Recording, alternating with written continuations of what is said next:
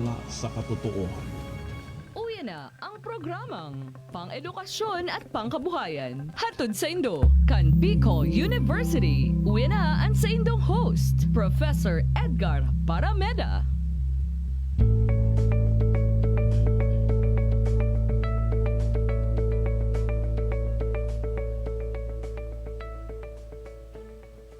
Okay mga tugang, maray na aga girare po sa Indo Gabos. Sumunyan aldaw in Huwebes, November 17. November 17, 2022.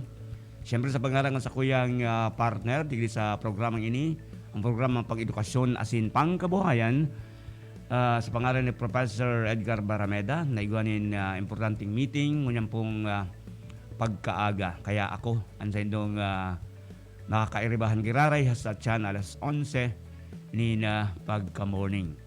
And bago kita magpuon ka sa tuyang programa ngunyan, gusto niya itong paabutan ng unanin pataratara ang kabos na nagdadangog asin naghihiling. Digdi po naman sa programa ini sa Radyo asin TV Veritas. Siyempre pa, ako ang sa inyong amigo, Seth De Matera. Halik po dyan sa Bicol University College of Arts and Letters.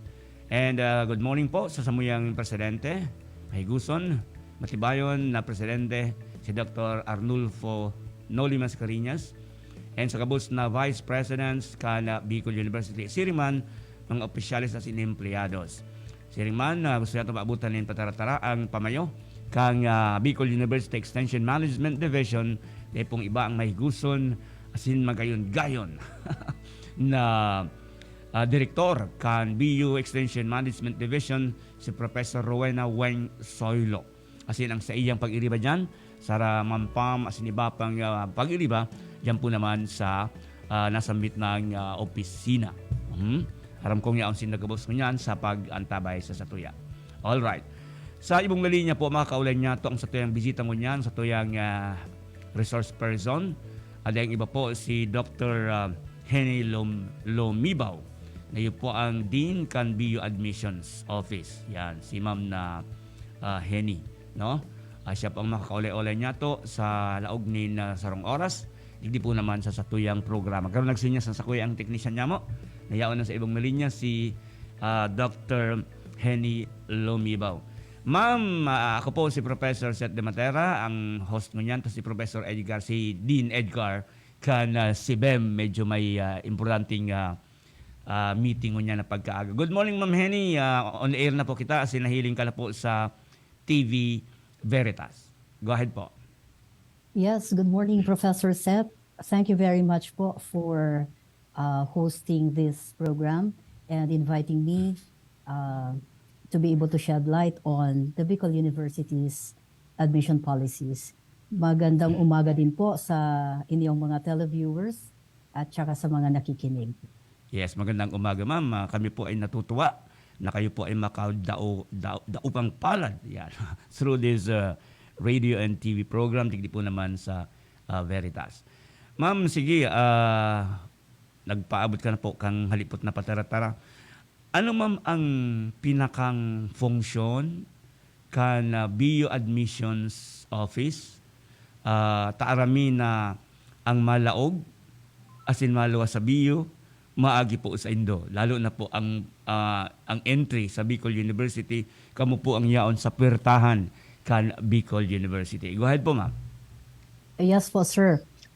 Actually, ang Bicol University Admissions Office is taking charge of all students who wish to enroll in the Bicol University from basic education until postgraduate. Okay. By basic education po, Sir Seth, I mean from kindergarten and then grade 7, grade 12, and junior high school, senior high school, and then college.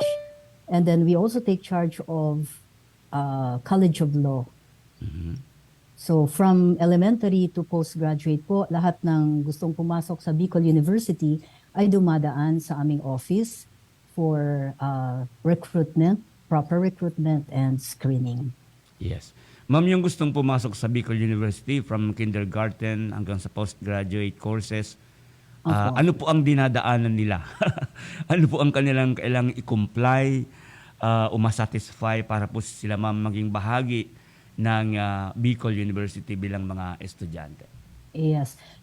Professor Seth, medyo marami-rami po, no, ang mga dapat pagdaanan ng mga estudyante na gustong pumasok sa Bicol University kasi alam naman po natin na very competitive and highly stringent ang ating selection process. Lalong-lalo na po ngayon sa college nung nag-implement ng free tertiary education, yung free tuition free, kailangan po talaga na we just do not accept anybody without the competencies and the qualifications para ma-consider silang isang tatak puwenyo, no? So since different levels po ang hawak namin, iba-iba po ang mga requirements. For example, sa kindergarten, I'd like to start po with kindergarten. Sa kindergarten po, meron tayong kindergarten admission test. Usually po, sir, we make use of standardized educational tests para makita yung competencies ng bata kung ready na siya na pumasok sa school. And this normally are competencies related to gross motor skills, fine motor skills, communication skills, social skills, and of course, cognitive skills. Kaya since po mahirap din ang test sa kinder, usually ang tinatanggap po namin ay yung meron ng nag-enroll na sa pre-kindergarten para pagdating po sa social interaction phase ay hindi na sila natatakot or nahihiya sa stage na looking examiner. Nagre-respond na po talaga sila. So, as far as kindergarten is concerned, yan po ang kanilang dapat pasahan. Kindergarten admission test. Similarly po sa junior high school entrance at saka sa senior high school entrance, kailangan din po pumasa ng senior high school and junior high school entrance exam. But unlike kindergarten admission test, which is a standard psychological test, ang senior high school at saka ang junior high school test po natin are locally developed examinations. And ang nagde-develop po niyan ay ang ating mga homegrown experts, no? Homegrown professors sa elementary at saka sa high school kasi sila po ang nakakaalam kung ano ang ipinapatupad na current curriculum sa basic education. So, kinukuha po namin sila, no? The services of these faculty experts, homegrown faculty experts are engaged by the Office of Admissions, of course with the approval of the Vice President for Academic Affairs and the University President. So bago pa man po tayo magpa-exam, like a year before po, ready na ang mga test items. Pina-validate po yan, Hindi po sila, Professor Seth, mga ordinary test items lang, classroom-made test items na pagkatapos mong gawin, diretsong administer. It's not like that po, no? May proseso, may statistical, may validation na tinatawag kung saan i-administer muna namin yung mga test items na ginawa sa ibang eskwelahan, sa ibang mga estudyante. Then we do item analysis and all other statistical procedures required para maging valid and reliable measure ng competencies ng mga estudyante na papasok sa junior and senior high school. So yan po ang requirements for junior and senior high school. Pagdating naman po sa college entrance test or the BUSET, maaalala niyo po, Sir Seth, no? Professor Seth, when we had the pandemic, yes, ma'am. Much as we wanted to administer the BUSET, no? College entrance test for all those who are wanting to get into Bicol University, but health protocols, no? The IATF rules and regulations, including those emanating from national government, prevented us, no? Prevented, in fact, not just Bicol University, but all other admission offices in the country to administer large-scale testing nationwide. Hindi naman lang po tayo, no? Yung nag-adapt ng interim policy para makapag-screen tayo ng mga incoming freshmen. But since now, yung mga, hindi na tayo nasa alert level 3, hindi na tayo nasa alert level 4. So we have already, administration has made a decision and approval for us to revert back to the Yes, old opo. practice of giving the Bicol University college entrance test. Yes. Now, ang buset po, Professor Seth, katulad ng sa senior high school at saka sa junior high school, bako din po siya, no? Bako din po siya madali na i-develop na test because like similar to what we do sa senior high school at saka po sa junior high school, dinidevelop din po ang buset. It's in fact one of the best practices. It's recognized as one of the best practices of the Office of Admissions to develop our own locally designed Yes, opo. entrance test. At ang mga item writers din po, Sir Seth Jaan, Opo. ay mga experts natin, no? Faculty experts natin in the different disciplines like mathematics, science, language proficiency, and reading comprehension. Kasi those are the coverage areas of the BUSET. Yes. No? So, prior to, halimbawa, this school year, kung magbubuset ngayon, a year before pa po or 2 years before, meron na kaming project validation na sinasabi. Okay. Development and, tawag doon, development of the Bicol University College Entrance Test, where these faculty experts will be invited to a conference, and then they will be given their tasks on what test items to develop following po the principles of educational test construction. So at this point, I'd like to clarify po, Sir Seth, na dito na yung opportunity to explain to the public. Yes, ma'am. Hindi po ito ordinaryong test. No? Hindi po ito test na ginawa namin ngayon, bukas ibibigay na. No? Merong statistical procedure, merong validation procedure, merong pilot testing. No? When all the test items have been done by the faculty experts, they will be grouped into several sets. No? Set A, Set B, Set C. Then i-administer yan actually before region-wide. Ngayon, nationwide na po. Wow. No? Yeah, Okay. meron na po tayong schools na nakakonect tayo sa Visayas and Mindanao. Mindanao, okay. And then ngayon, meron din dito sa ating region to ensure na ang validity and reliability niya ay kumbaga statistically sound. Yes. So, ang ginamit ngayon, for example, na year, dinevelop siya last 2 years pa. No? So, yan po ang system sa BUSET. Ngayon, ang mga pwedeng mag-take ng BUSET are those who are graduates of public and private high schools, senior high schools, or those who are graduates of yung PEPT at saka yung alternative learning systems. Yung ALS, ma'am, ano? Yes po, Sir Seth, ALS. And then, yung may mga cases po baga na may mga graduates sa senior high school or sa PEPT or sa ALS na hindi kaagad-agad nakakapasok ng first year for many justifiable reasons. Yes. Pwede naman po sila, Professor Seth, na mag-apply pa ng BUSET provided that there is no evidence of enrollment in college. In college, okay. In any college. So dapat fresh pa sila from high school. So yun po ang practically that's what we do as far as BUSET is concerned.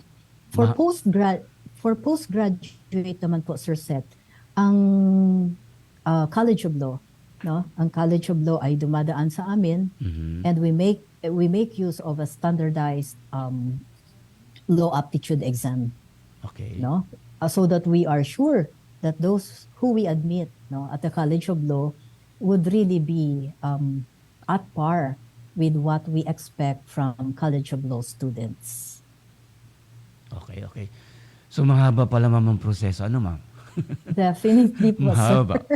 Parang pardon, allow my term, parang medyo madugo yung pagbuo ng questions, yung exam na ibinibigay Yes, natin sir. sa mga interesadong pumasok sa Bicol University, ma'am. Exactly, sir. That's correct. Opo. It's never easy, no? It's never an easy job to be doing item writing, to be pilot testing, and then to be coming up with a valid and reliable measure of the academic competencies of our would-be students. Plus the fact, ma'am, na ini-interview mo nyo pa sila even before they be allowed to take the exam. Nakita ko, ang haba ng queue dyan sa inyong opisina, ma'am, hanggang doon sa may gate. May mga pumipila at ilang araw yan. Ano bang nangyayari doon? Bakit nandun sila? Actually, sir, there is no requirement for an interview Opo. at the admissions office. Ang interview po nangyayari yan kapag ka-required sila ng mga college deans. Okay. Ano? Mga college deans. Kung nakikita nyo po yung queue sa admissions office, in fact, controlled na po yun, no? Opo. We give queue numbers sa mga estudyante na magpapasa ng mga requirements. Okay. Requirements. Okay. Yung kaya lang po i-accommodate every day. Every day, Like, oo. I think we accommodate 250 every day. Wow, marami na rin yun, ma'am. Yes po. And they, all in all, actually online applicants po namin ngayon, Sir Seth, this is the highest so far. We have received 24,000 Wow. online applications for this year. Opo. Oo. So, talaga pong makikita na kapag ka-season ng buset, makikita po talaga na there's a queue dito sa admissions office, I think for about a month. Oo, For about a month. Because we require that the students submit to us authenticated copies of the buset requirements. Yes, ma'am. And then usually, ma'am, ang schedule ba natin ngayon na binago na po yung schedule ng exams na binago na po yung school calendar natin na August to July to December and then January to May. Ano po yung, alam ko po, ma'am, tapos na, pero para lang po sa mga nakikinig. Usually, ano po yung dates na tayo ay nagbibigay na ngayon ng exam? Dahil alam ko, ma'am, hindi naman po siya sabay-sabay at hindi isahan, kundi may mga venues tayo even sa mga island provinces. Kung Yes, tama sir. ako, ma'am, and then hindi natin sinasabay-sabay sila. Usually, anong dates siya nagsisimula hanggang at anong natatapos? Opo. Actually po September October ang September October ang ideal months to administer the buset. September po because lalo na sa mga island provinces, you have to consider the weather more or less you have to consider the weather conditions. Yes, opo.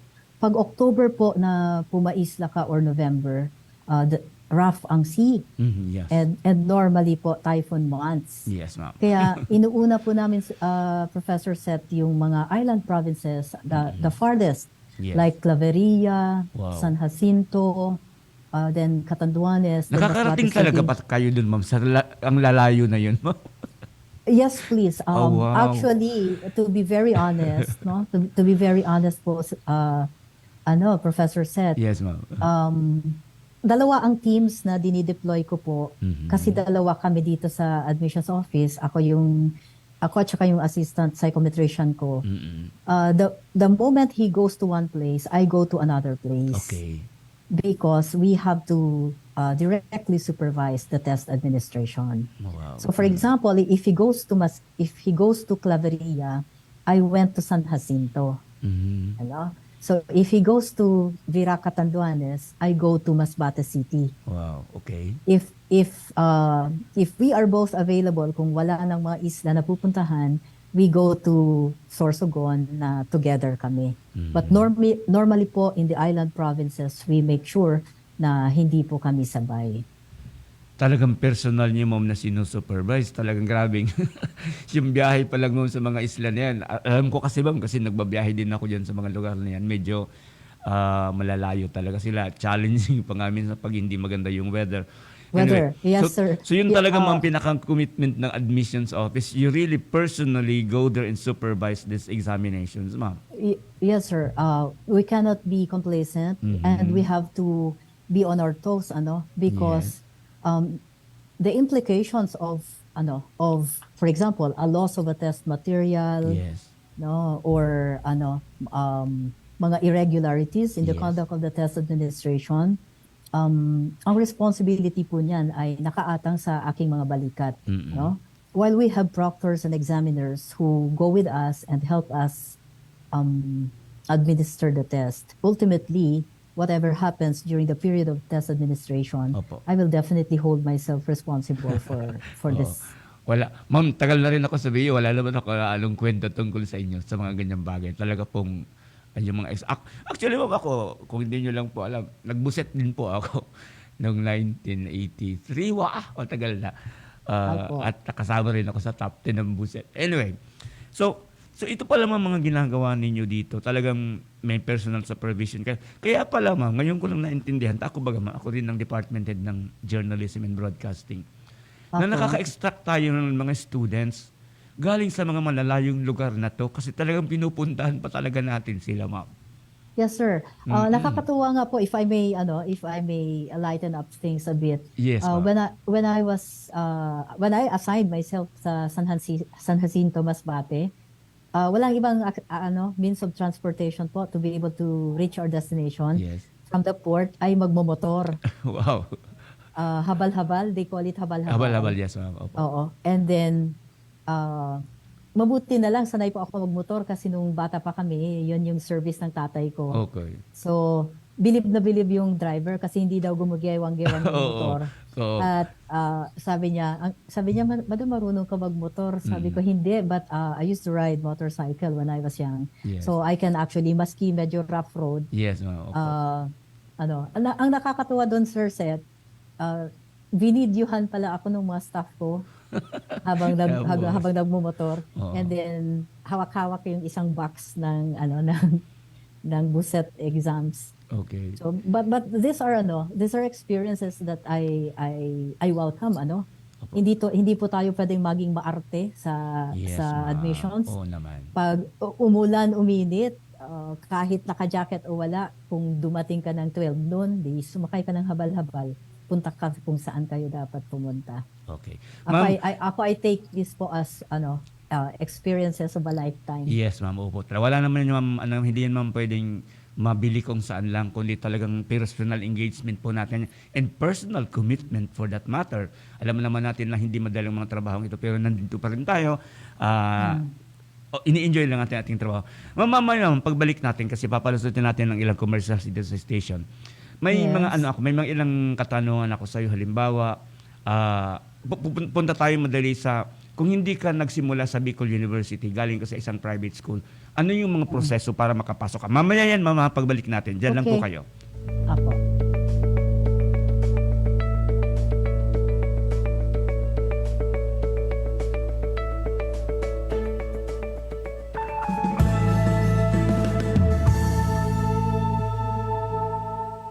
Kung pag-aalaga ang pag-uusapan, sinisisang bida dyan sa lakas ng katawan. Mark Capsule Plus C Herbal Food Supplement naman yan.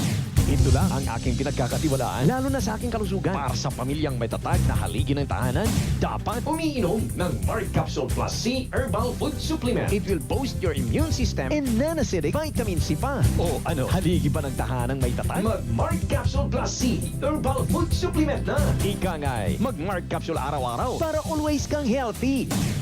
Mabibili na ang Mark Capsule Plus C Herbal Food Supplement sa inyong mga suking tindahan, grocery, sari-sari store, supermarkets at drugstores dito sa inyong lugar. Pakinggan po natin itong caller na may problema sa mata. Ako si Merlinda Uyan. Nagkaroon ako ng diabetes. Doon ko nakuha ang panlalabo sa aking mga mata dahil sa sobrang taas ng blood sugar ko. So pag inom niyo po nitong iBerry, Hindi ako nagkaroon ng operation. Lahat-lahat yung paningin ko malinaw na malinaw. Subukan ang pinakabagong iBerry Gold na may 10 mg na lutein at mas mura sa ibang brand. Ang iBerry Gold ay mabibili sa mga suking butika.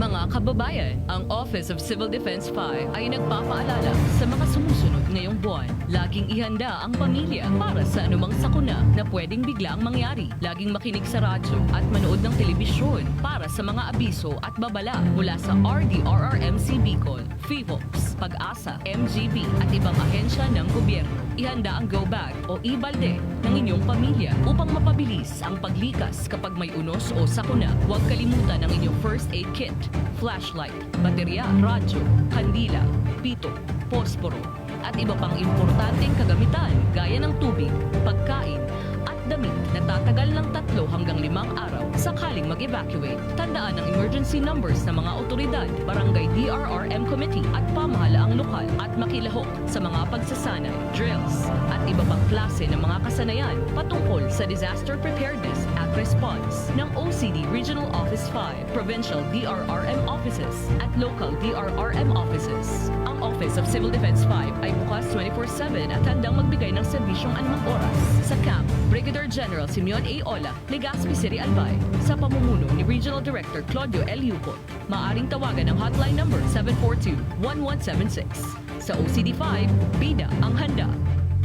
Kong Joey. Tudikan albay sa iyang inaksyonan, mga programang magagayon talaga. Sa kauswagan, gabos niya gigibon para sa sato.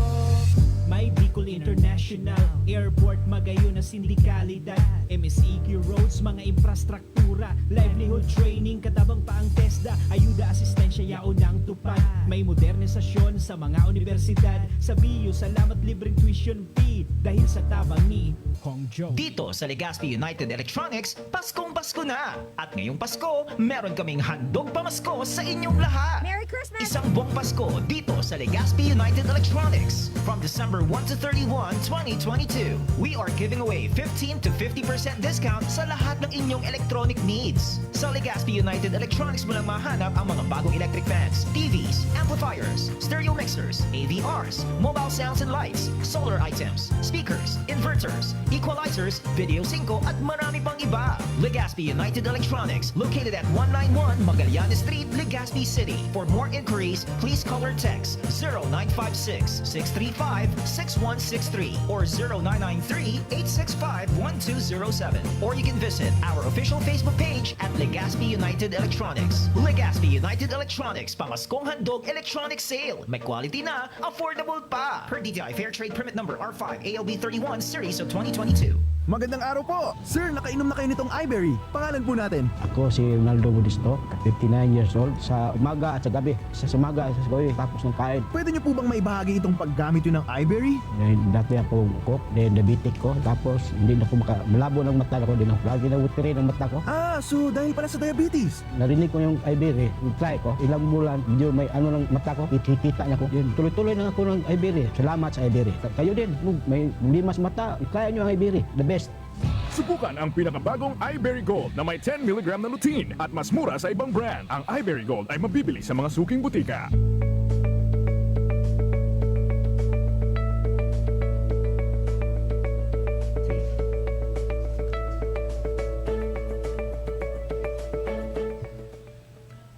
Okay, all right. Baltado na kita mga tugang. Di sa tuyang programang pang-edukasyon asin pang-kabuhayan. And halata natin niya to. Sir, yaon na sis, ma'am. Okay.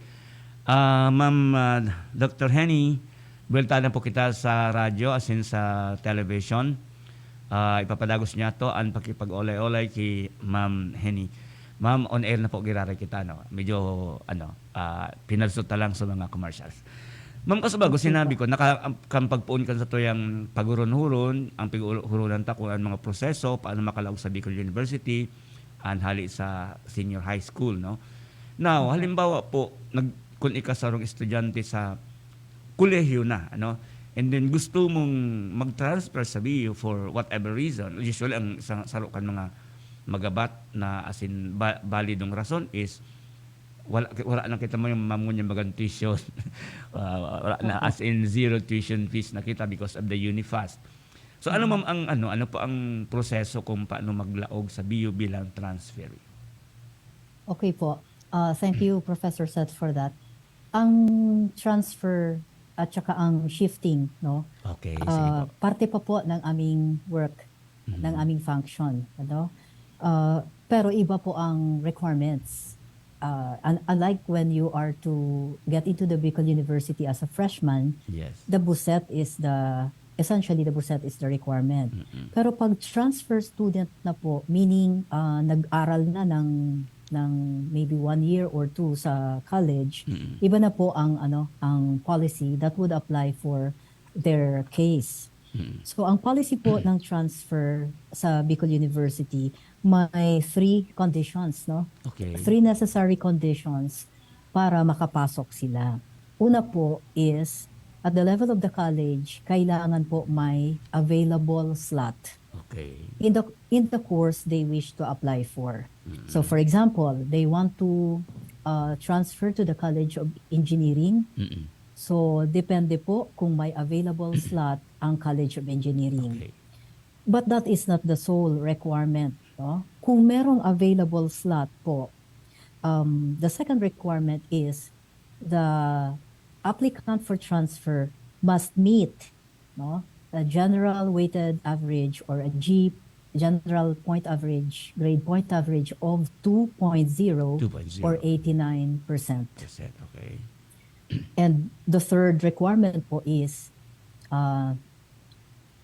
no failing grade No very in good. any of the previous courses taken. And ang last, 4 po pala, the student shall not have taken more than 50% of the units required for the course. Okay. So in other words, pwede pong mag-transfer sa Bicol University only up to second year. Mhm. That prescription is because beyond second year, these students will no longer be able to comply with the residency requirement Yes. of the University Registrar's Office. Okay. So in other words po, Professor Seth, halimbawa, only one of the conditions, only one of the conditions was met by the student, hindi po sila Hindi pwede. pwedeng makalipat. Oh, okay. Dapat lahat ng conditions na yan, 4 ay available. Available. Okay. So kunyari, 1.5 yung average, tapos walang failing mark. Mhm. Tapos magsi-second year siya, lahat ng conditions na 3 met niya, Mhm. pero walang slot. Walang slot. Oo. So tama. hindi po siya maa-accommodate. Mhm. That is why for transfer students, it is very important that they get in touch with the college. Yes. With the college they wish to join. Mhm. And they should obtain a certificate of availability of slots. Of slots. Yes. Once po na ma-obtain nila yon na certificate of availability of slots, they will have to report to our office because we are the ones in charge of evaluating their grades. Grades. Yes. Opo, kami po ang nag-i-evaluate ng grades, and once makita namin na walang failing grade, na other conditions for transfer are met, meron po silang required form na i-fill up. Yun po ang i-endorse ko sa college dean to assure the dean that they have that these students have met all the transfer requirements, and then the dean will have to accommodate through the college registrar. Okay. So ulitin ko lang, Ma'am Henny. Unang Apo. kailangan may slot doon sa lilipatan nilang course, i-enroll Yes. nilang course. Pangalawa, kailangan yung kanilang general weighted average point ay Apo. hindi bababa pa sa 2.0 or 89 ang equivalent niyan. Pangatlo, ano nga yung pato? Walang failing grade. Ano ma'am? Kasama na yun doon. Yes, Walang no failing failing grade And- in any of the courses taken previously. Oo. And then, Yung pang-apat po ay shall not have taken Oo. more than 50% of the 50%. units Okay. required for the course. ma'am, what if po? Kasi maraming nagtatanong para to sa sa kabatiran ng public. ating mga tagapakinig at nanonood na mga estudyanteng nasa private. What Opo. if po ma'am, ang sa private mo ay nag-take ka halimbawa ng sabi na isagad ko na yung yung premise ko. Opo. Nag-take halimbawa siya ng engineering. Mhm. Okay, nag-take siya ng social work. And then Okay. gustong lumipat sa atin ma'am sa say education. Or sa amin halimbawa gustong lumipat sa amin sa journalism. Pwede po Okay. ba yung ganun kahit medyo malayo yung hindi magkadugtong yung nung na-take niyang course doon sa labas ng BU at sa loob ng BU yung gusto niyang kunin? Paano pang sistema? Opo. Sa mga cases na ganyan, Professor Seth, what I'm very sure of na pwedeng makredit na courses ay yung mga general education courses. yung Because practically, sa first year and second year, uniform po yan across across higher education institutions. Nagmamatter lang, nag-iiba lang doon sa major. Halimbawa, engineering, social work, lahat yon hindi yon makikredit. Especially if that person is getting into a course that is very far from the previous one taken. Yes. Pero pwede po yan. Pwede po yan na tawag doon? Pwede po sila. Kasi Ma'am Henny, kunti pa lang naman yung subject na yon. Kunyari, isa o dalawang major pa lang. Yes. Pwedeng hindi makredit. Okay. Pwede po yan. Except na ang crediting of courses, like the determination as to which one of the courses previously taken ay makikredit or hindi, hindi po yon sa amin. Ang crediting of courses po ay ini-evaluate po yan at the University Registrar's Office or at the College Registrar's Office mismo. So para mabigyan naman ng guide yung estudyante as to alin pa ang mga courses na iti-take mo, alin ang mga invalidated kasi completely hindi relevant doon sa bago mong course. Siyempre, Ma'am Henny, hindi naman tayo namimili kung saan galing eskwelahan siya, Ma'am, for as long as na-comply niya o na-satisfy niya yung requirements natin for transfer. Definitely, Yes, Professor Seth. opo. We are not in a position to determine as to sino at saka saan nanggaling ang mga Yes. estudyante. Opo, Ma'am. I-include ko lang ito, Ma'am, kasi very recently, parang may sa amin, sa end ko sa college namin, may Opo. natanggap akong siguro mga 4 yun, Ma'am, galing sa private. And nakalusot po sa inyo, Ma'am, talagang in-evaluate nyo. And nakapasok sila, medyo masaya sila, Ma'am. Biglang, BU na kami. Hindi na kami mag-tuition. Taka, alam mo naman yung pangalan ng BU. Yes. Medyo inaano rin nila. So, yun. So, mga nanonood, nakikinig po sa amin ngayon, yun po ang proseso na sinasabi ni Ma'am Henny kung gusto nyong lumipat sa amin. Pero yun na nga, kailangan masatisfy nyo yung 4 na yon na requirements. Kaya pala, Ma'am, hindi tayo tumatanggap ng nasa third year na dahil dun sa 50%. Plus masasayang din, Ma'am, yung maraming subjects nila pag hindi magkaduktong yung kurso na kukunin nila. Ano, Ma'am? Opo. Precisely, sir, the reason for that, yun nga po yung residency requirement. Yes, oo. Hindi na nila mamimit yung required number of years that they should be with us in Bicol University. Opo, Ma'am, opo. Okay. Ma'am, so ngayon, alam niyo, Ma'am, ngayon ko lang na talaga yung ano nyo, na-appreciate namin lalo yung efforts ninyo. Kasi gusto ko, Ma'am, tinatanong din nila ito sa amin. Paano ba natin, Ma'am, ina-appropriate yung slots na kukunin natin sa freshmen sa mga probinsya? Mayroon bang consideration per province or paano po yan? Halimbawa, Actually po, sige, Ma'am, go ahead. Yes, Professor said. Actually, there is no such thing as appropriating slots for the different provinces or Yes. for the different provinces in the region. The determination of as to who will get into the Bicol University is really contingent on passing the university cut-off score, Okay. which is usually reckoned against the average mean performance of the test takers in that particular batch. And then the college quota. Okay. Kasi bawat course po, Professor said, merong specific quota requirements. Yes, opo, meron po. And as this quota, the determination of quota per course program in any of the different colleges in Bicol University, isinasaalang-alang po dyan maraming factors, no? Halimbawa, faculty complement. We cannot admit too many students if there are no faculty members who will be able to handle the subjects Okay. in their curriculum. Pangalawa po, consideration din dyan yung availability of facilities, Okay. classrooms, for example. Much as we would like, for example, to increase the quota for a particular course, but if we do not have the necessary facilities to accommodate a big number of students, then we have to limit to what we can accommodate. Sabi nga I remember in one meeting before, I recall what the president said, we cannot take in more than we can chew. Yes, Ma'am, tama. So, kung ano lang ang kaya ng existing facilities natin, yun din ang dapat na i-take in natin. Opo. Sa amin, ma'am, sa journalism, may kasabihan din kami dyan, ma'am, bite only what you can chew.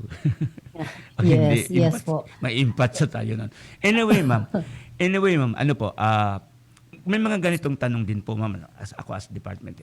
Minsan may Opo. pupunta sa amin, nagtatanong, ipipresent yung buset. Well, ako medyo meticulous ako tumingin sa buset. Nakita ko, sabi ko last year pa to. Ba't ngayon ka mag-enroll nito? Hindi kayo kasama sa kota ngayon.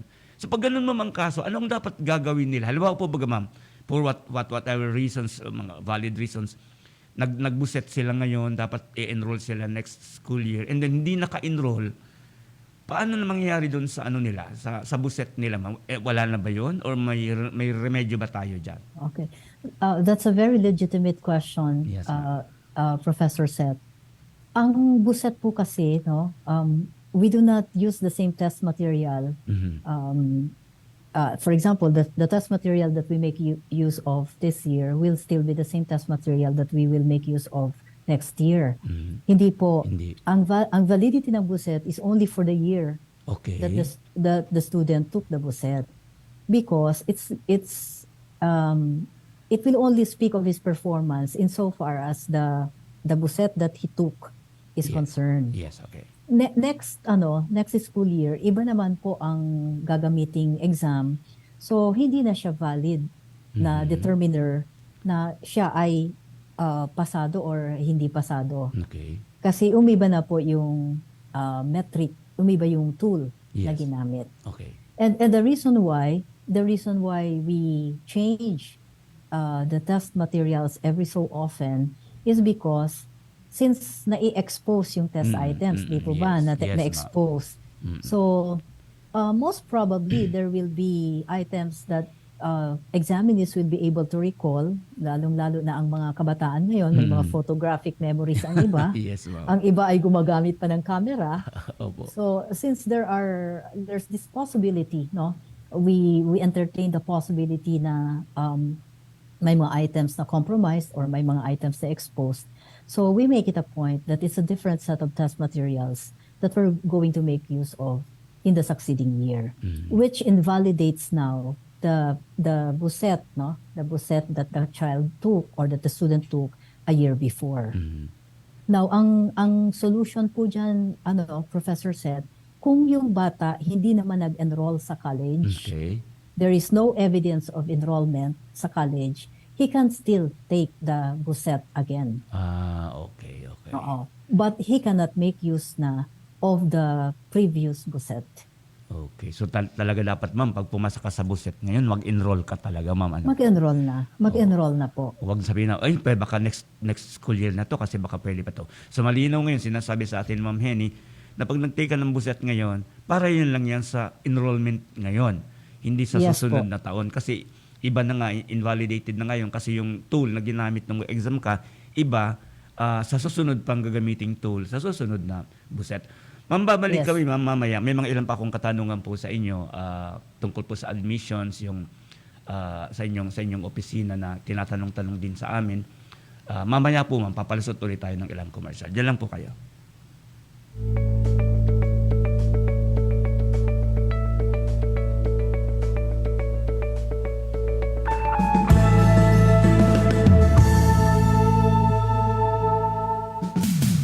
Jmar. Todo panalo at magkapremyo. Pangkabuhayan at pangkarunungan. Raffle promo. Narito na ang mga prizes na pwedeng mapanalunan. Fifth prize, 15 winners of Android phones. Fourth prize, 20,000 pesos worth of Jmar products.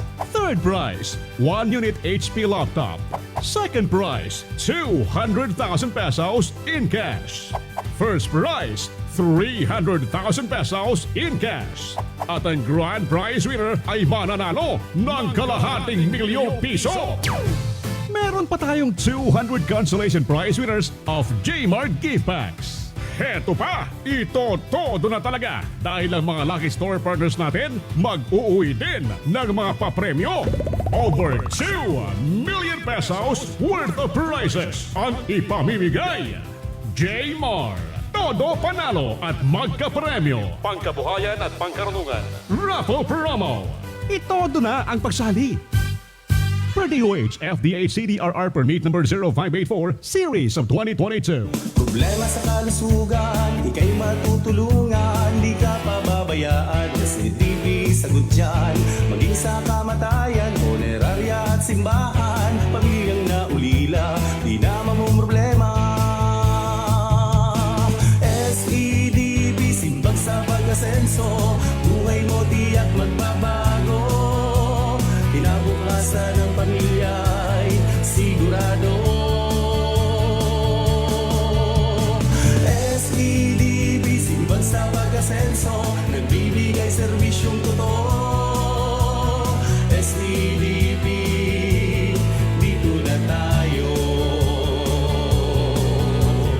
SEDB, dito na tayo. Ahoy! Kidney Care time! May kwento nyo po ba kung paano kayo natulungan ng Kidney Care? Ako si Terry Robles, 59 years old. Okay. May problema ako sa kidney. Aha. Ang sabi niya, ay, ang taas ng creatinine, 237. Hindi normal So, to. nakainom na po pala kayo ng Kidney Care. Pag ubos ko ng bali isang buwan yun isang box. Pag kuha ko to result, ay, very good, bumaba. Oh, okay. Dahil doon sa ininom kong kidney care, ay bumalik sa normal ang creatinine ko. Ayun na lang ang pinaka-maintenance ko ngayon. You care? We care. Kidney Care. Okay mga tugang, balitaan po kita sa tuyang programa. Medyo paharalin na kita sa pagtatapos. Yaw niya sa ibang linya, si Ma'am Henny Giraray. Hapoton niya to si Ma'am. Kung Ma'am Henny, gusto mo pong ihapot sa imo, tagaro dita naman ining tip o guide sa maral og sa bio ng mga freshmen. Ma'am, ini ba ma'am, pagpipili na ning track sa senior high school has something to do or igwaning bearing yan, tama. Thank you, ma'am. Sa paglaog ninda sa bio or kung anong course ang sa indang dapat napilion. Ano mo digdi? Ang insight mo digdi? Actually, Professor said before, I think during my first term sa admissions office, Yes po. yung senior high school track, may bearing po siya, no? Okay. May bearing po siya sa pagdetermine ng course choice sa college. Kaya lang po ngayon na bumalik ako sa admissions office, pagdating ko, na po 'yon, there's already I think a DepEd order or a CHED memorandum order which stipulates that the senior high school track preferred by the student we no longer have bearing on the course that they will be choosing sa college. I think the rationale behind this is medyo pa kasi pagka high school pa, medyo nag-iiba-iba pa ang kanilang mga course choices. Yes, okay. No? Since mga pa ito, mga bata pa, hindi pa naman talaga napaka-mature, ang nangyayari, parang nare-restrict na sila nung choice nilang track sa high school. So, hindi na sila pwedeng, kumbaga, hindi na sila gumalaw at umiba ng direksyon sa college. So, I think that's the reason why there was this issuance, either from DepEd, I cannot recall very very clearly kung if it's a DepEd order or a CHED memorandum order na hindi na siya kino-consider sa entry to college. The student can now choose any course of his or her preference. Naalala ko ma'am kasi nung mga unang inaano natin yan na magkaka-senior high school na parang mayroon tayong bridging program sana ma'am noon, di ba ma'am, na gustong i-hold sa BU na hindi rin natuloy lahat, hindi na practice talaga sa university policy. Kasi tama nga yun ma'am, sinasabi mo na parang siguro naisip nila, iba naman yung high school, iba naman yung college. Hayaan natin kung anong choice nila dun sa high school, let it be. So, pero sa college, tingnan natin kung anong gusto nila. Ma'am, ikaw, sigurado ko po, dahil alam ko, baka matanda lang ako sa ilang konti. Di ba, joke lang po. Di ba ma'am, nag-take ka rin ma'am ng NCEE tulad ko? Yes po, yes ma'am. Noon ma'am, may NCEE tayo, naalala nyo, na talagang pag-graduate na tayo, talaga binubuhos natin yung review, ayaw nating hindi makapasa dahil hindi ka makakakuha ng College. college na white na 4-year course. Kaya lang medyo parang pinalis yun ni Senator Rocco noon. Sabi niya parang ano din, parang prior restraint din ang dating. Opo. Pinalitan yun ma'am ng NKAI kung NKAI. naalala ko. Oo. Opo. Ngayon, ma'am, ito bang pag ano ng opinion mo lang to, opinion lang naman ma'am ang hinihingi ko dito sa inyo siyempre. Okay. Ano ma'am, okay ba ma'am kung sakaling ibalik yung NCEE type na screening or ano tingin niyo ma'am? Sa akin kasi yung NCEE, although I got a very good score din Yes, sa ma'am. NCEE. Opo, alam ko. Kumbaga, para bagang because of one examination, you deprive already a Yeah, student okay. from the opportunity for a college education. And then the NCEE, aside from the NCEE, there is this another requirement of passing college entrance test. Okay. So parang nadodoble, no? Okay. Nadodoble. The NCEE is actually an standardized aptitude test. It's actually a predictor of success in college. In college, okay. Sa akin po, ang NCEE, maganda siyang i-consider, magandang advice ang score mo dyan to consider in the determination of what would be the course that you will possibly succeed in college. Opo. Kasi standardized test din po yan. Nagpapakita din yan ng mga proficiencies mo along math, along language proficiency or English, science, and even abstract reasoning. Yes, ma'am. Ano?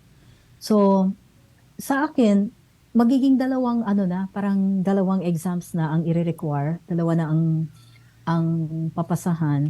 Siguro that would already be very tough. Yes. Although nung time natin po, Professor Seth, talagang Oo, naman. grabe yung academic preparation talaga natin Yes, because po. we needed to hurdle 2 exams. Yes, baba. No, we needed to hurdle 2 exams. The moment you fail the NCE, you don't go to college. Oo, yun din ang ma'am, yun din ang hindi nagustuhan ni Senator Rocco na sabi niya. Oo. Yun nga, kumbaga sa batas ma'am, ang tawag namin dito prior restraint. Hindi ka pa gumagawa, pinipigil ka. Parang dun yun din ang nangyari dun sa track na sa senior high na dapat kasi itong kinuha mong track sa senior high, ganito ka dapat sa college. So winala na yun lahat. Talagang liberalize na ma'am lahat. Ano po ma'am? Opo. Ma'am So, Henny, sige po. Go ahead ma'am. So, my opinion is that so that we would allow the greatest access to university education, sa akin one stringent screening requirement would already be enough. Yes.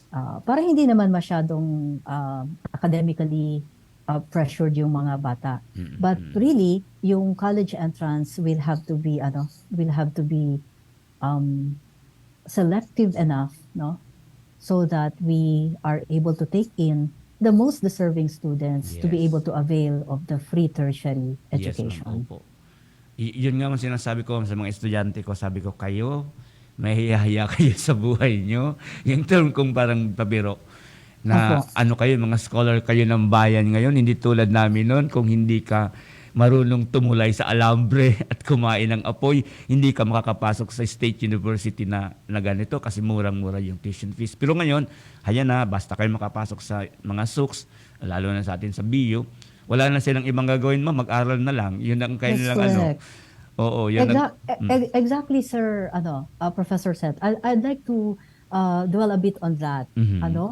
Nung tayo mga estudyante, nung kapanahunan natin, talagang ang parents hirap na i-produce Yes. yung tuition fee, Yes, i-produce yung baon natin sa araw-araw at saka yung expenses for transpo. Kaya tayo talaga ay sobrang pagpapahalaga ang Opo. binibigyan ng sa pag-study so that we eventually are able to graduate from a decent and reputable institution like BU. So sa akin naman ngayon given the opportunity to talk to the public. Yes, ma'am. Sa akin ang pakiusap ko sa mga estudyante ngayon, don't waste. Yes. Don't waste government resources, don't waste government money, don't waste the opportunity given to them to be able to obtain a college degree Yes. without spending that much because it is national government spending its resources on them. Opo, tama ma'am. Ma'am, mayroon pa tayong more or less 3 minutes. Ibibigay ko na po sa iyo itong pagkakataon na ito, ma'am. Unang-una, yung galing sa akin ganito.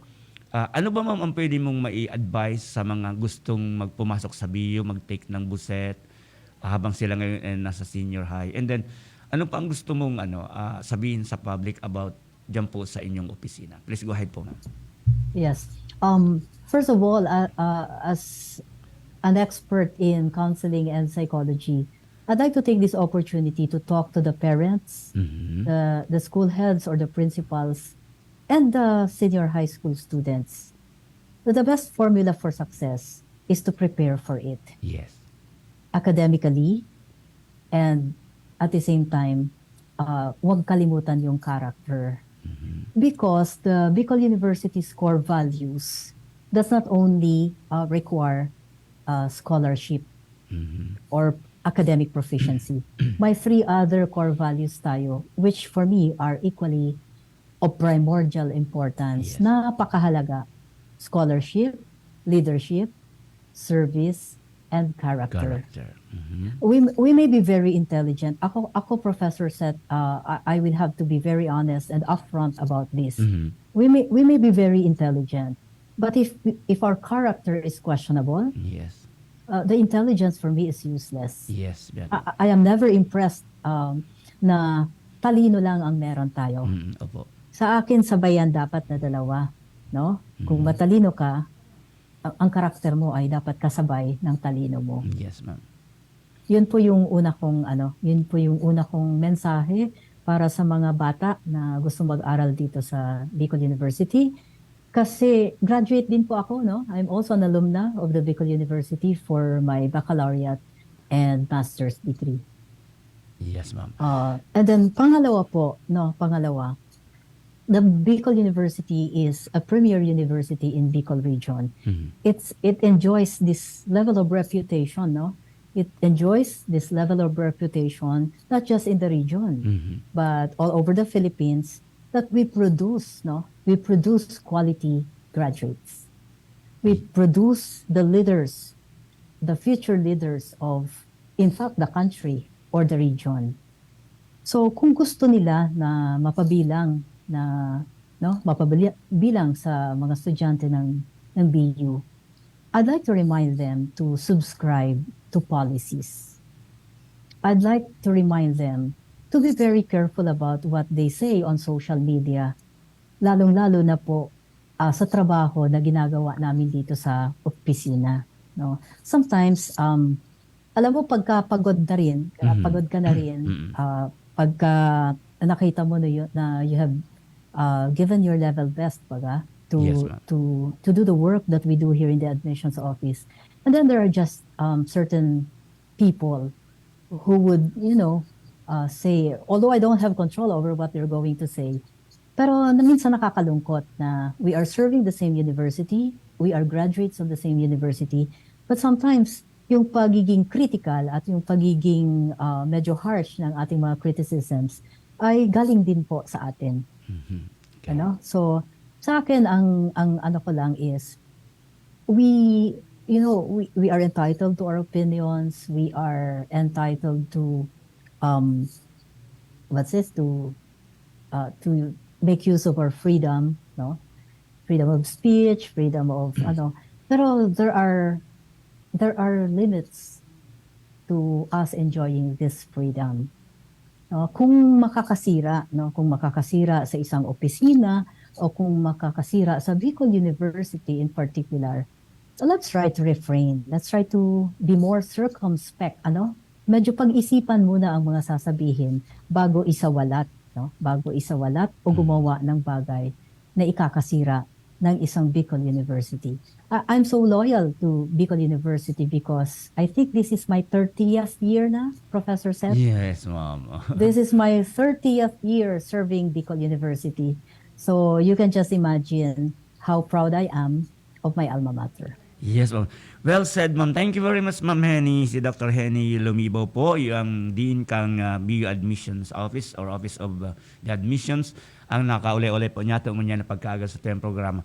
Ma'am Henny, salamat na maraming sa imong insights. Dakol po ang na-enlighten kan sa imong mga paliwanag. dapit po sa paglaog sa Bicol University, as in ano ang mga pwedeng preparasyon nagibunin sa rong estudyante na gustong maging parte kang sarong State University arog kan Bicol University. Salamat Ma'am Henny. Mga tugang iyan po ang sa tuyang presentasyon kang sa tuyang programa ngunyan aldawnin Huwebes ang programang pang-edukasyon asin pangkabuhayan hasud tatuya kan Bicol University Extension Management Division. Siyempre sa pangalan ng gabos na pisyalis kan Bicol University ni Professor Roweno Wingsoil ang direktor kang BUAMD. Sa pangalan kan sa kuyang partner digday na medyo busy si Professor Edgar Baramela. Ako po si Professor Seth De Matera. Siyempre sa pangalan man kan sa kuyang din Dr. Leticia M. Lopez sa BU College of Arts and Letters. Salamat po sa inyong gabos hasa sa masunod na presentasyon. Good morning po.